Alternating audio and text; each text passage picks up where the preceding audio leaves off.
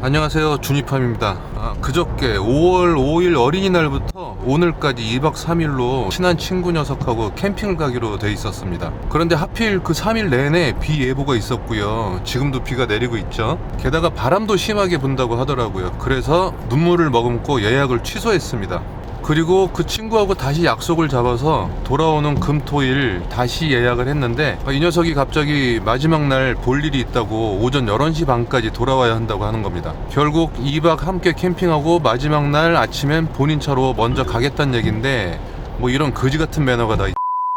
어차피 내 장비 가지고 가니까 일은 내가 다 할 생각이었는데, 그래도 그건 좀, 그래서 다음에 편할 때 다른 스케줄 없을 때 편하게 가자 하고 또 캔슬을 했습니다. 이번에는 캠핑장 예약을 캔슬을 한 건 아니고요, 그 친구와 함께 가는 것을 캔슬. 차라리 혼자 가는 게 속 편하죠. 아시겠지만 캠핑 한번 가려고 하면은 은근 신경 쓸 것도 많고 준비할 것도 많고 가서 할 일도 많잖아요. 또 무경험자하고 함께 가면 더 그렇고요. 뭐 그 친구야 그런 사정을 모르니까 쉽게 생각했겠죠. 저는 유튜브 때문에도 그렇고 솔캠 비중이 크긴 하지만 둘이든 셋이든 함께 가는 캠핑이 더 재밌긴 하거든요.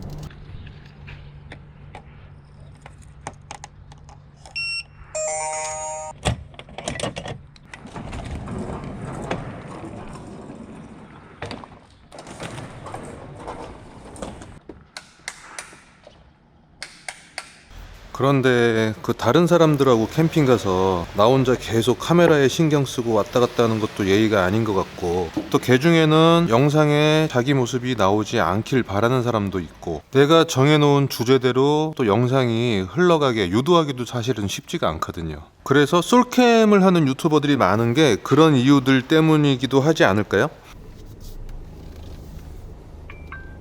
제 영상도 언뜻 보면은 솔캠인 것 같지만 사실 동행인이 있는 경우가 꽤 됩니다. 그런데 일일이 모자이크 처리하는 것도 귀찮고, 얼굴은 안 나오고 음성만 나오는 것도 좀 부자연스러운 것 같아서 동행인이 있는데 노출을 좀 꺼려 한다 하면은 아예 동행인의 모습이나 음성까지 완전히 통째로 편집하는 경우가 대부분이에요. 아무튼 서론이 너무 길었고요. 지난번 캠핑했던 짐들 좀 내려놓고 바로 본론으로 들어가겠습니다.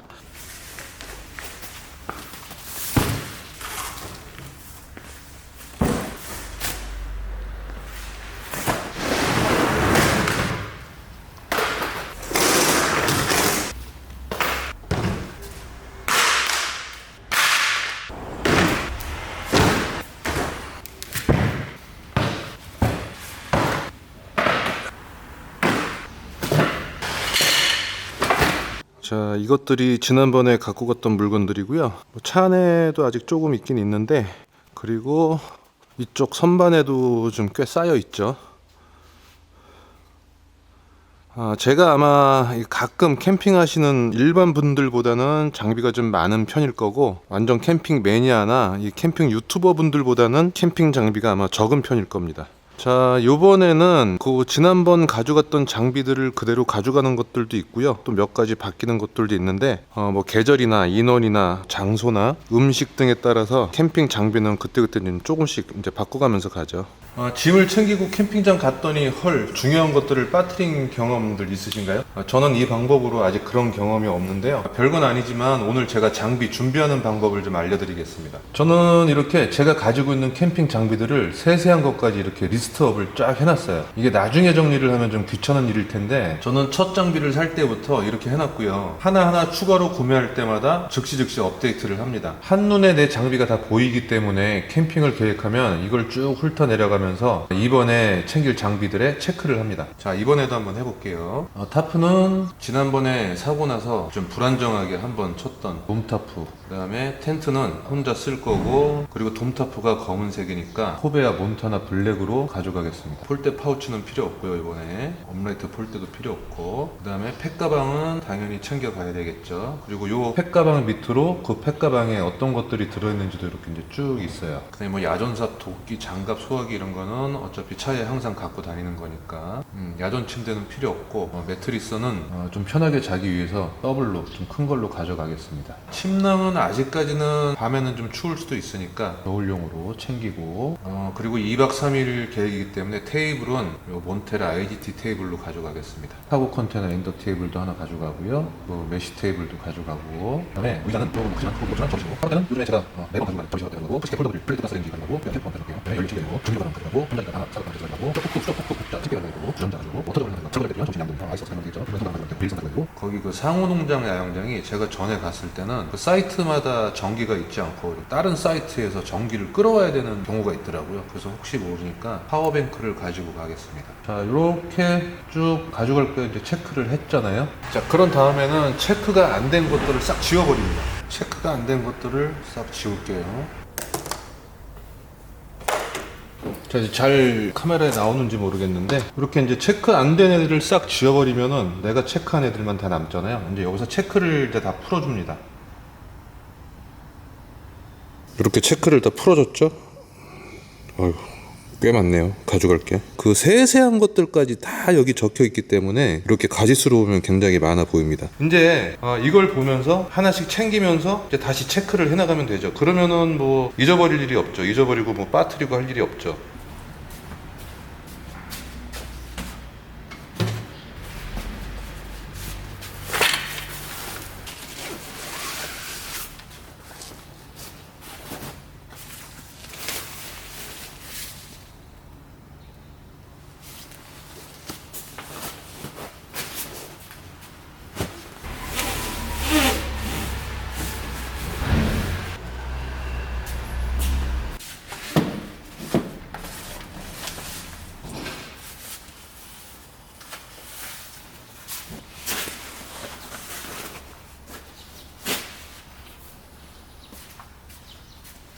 자, 이제 차에 실으면서 체크가 된 것들을 차에 한번 실어 보겠습니다. 자, 덩치가 큰 거부터 테이블은 이미 실려 있고요. 그 다음에 타프하고 텐트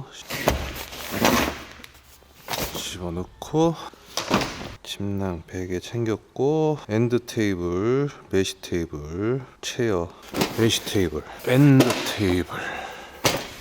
이 가방에 지금 주방용품들이 다. 자, 얘는 그냥 자리를 잡겠습니다. 각자 그 자기 차의 생김새에 따라서 싣는 순서나 이 테트리스 하는 방법은 본인의 차 적재 사이즈에 따라서 요령이 생기겠죠. 얘도 자리를 잡겠습니다. 으짜.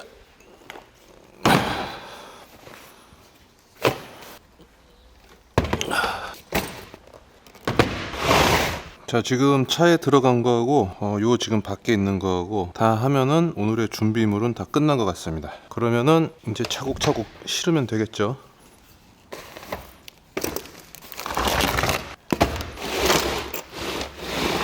왜 이렇게 짐이 많은지.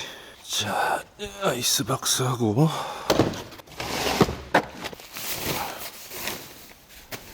실으면 끝.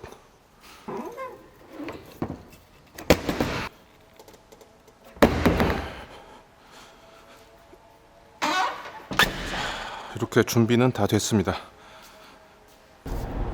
제가 제2자유로를 한참 달리다가 지금 차를 돌려서 다시 작업장으로 가고 있습니다. 친구와 함께 가기로 했던 계획에서 솔캠으로 바뀌었다가 다시 2인 캠으로 바뀌었습니다. 원래 가기로 했던 친구는 아니고요. 이제 막 캠핑에 입문하려고 간 보고 있는 지인과 함께 가게 됐습니다. 그래서 장비 구성도 좀 바꾸고 의자나 침구도 추가를 해야 되는데요.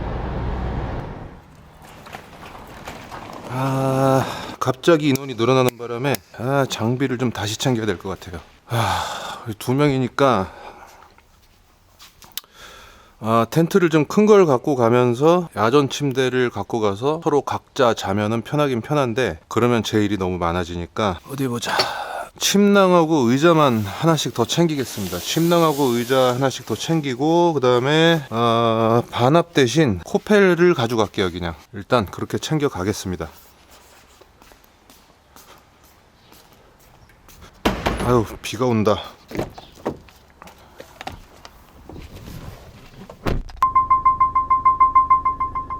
좀 배치를 좀 다시 하자. 여러분 혹시 초대캠 갈 일 있으면은 이렇게 준비하는 사람한테 좀 고마워해야 됩니다.